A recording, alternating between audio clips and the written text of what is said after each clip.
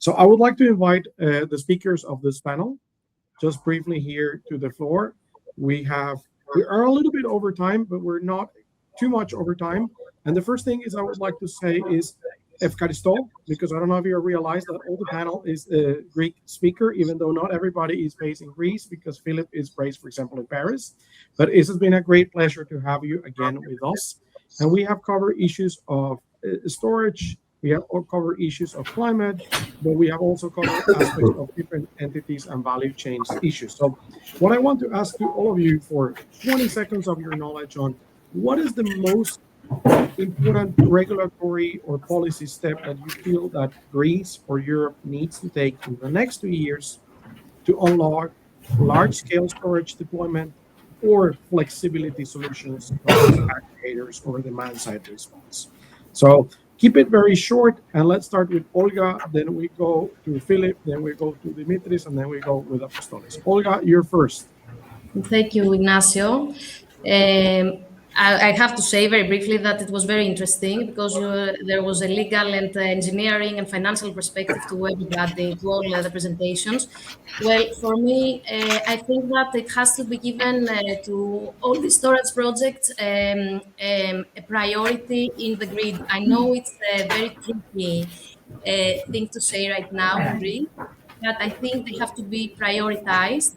And of course, I believe also that the collocation of battery energy storage systems with all the areas project we have and the new projects that will be developed can be also a good solution towards this target.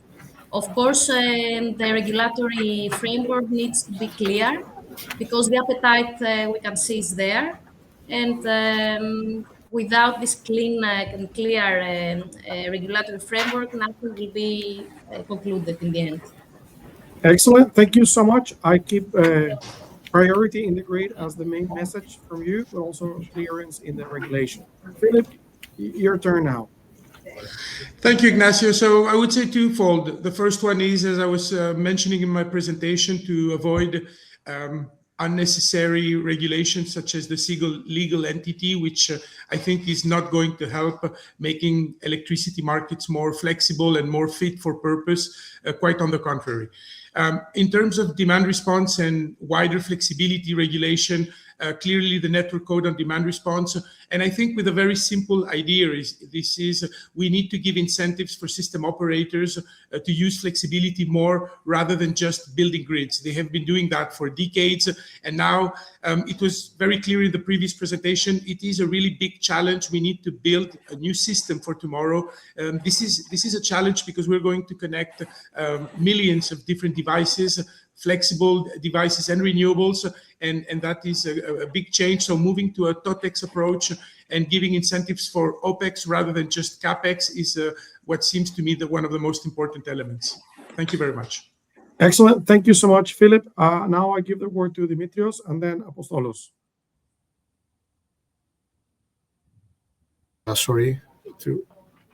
Okay, I think now it's okay. In brief, I could say that to unlock the full value of battery energy storage systems, a policy and regulatory framework is essential. So if we just mention one or two recommendations as outline key steps to scale deployment and maximize system value, I could refer, first of all, the possibility to have full integration of battery energy storage systems into ancillary services and balancing markets. This means that they could establish technologically neutral market rules so to allow battery energy systems to provide all relevant ancillary services as frequency control, voltage support, black start capability, etc.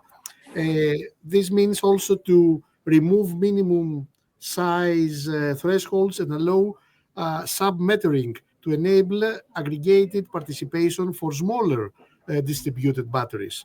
Third, to enable fast responding technologies like battery energy systems to be compensated for speed, accuracy, and performance rather than traditional plant characteristics. And for the last, we have to ensure transparent and non-discriminatory pre-qualification procedures tailored to the technical capabilities of storage. Thank you so much. And Apostolos, you have the last word before we close the panel. Yep.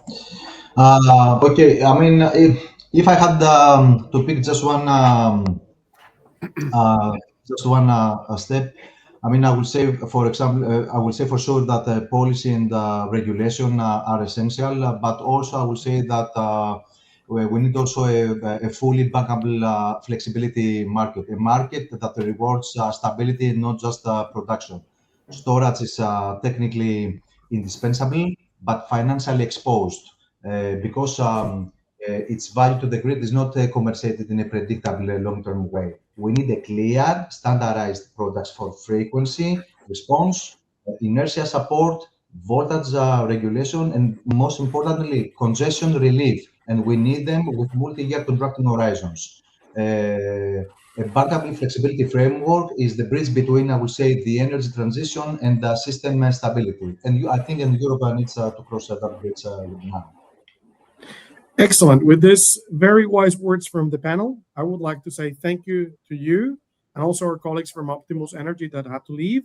And with this, we finished the first session of our conference. And now we will continue with the second panel.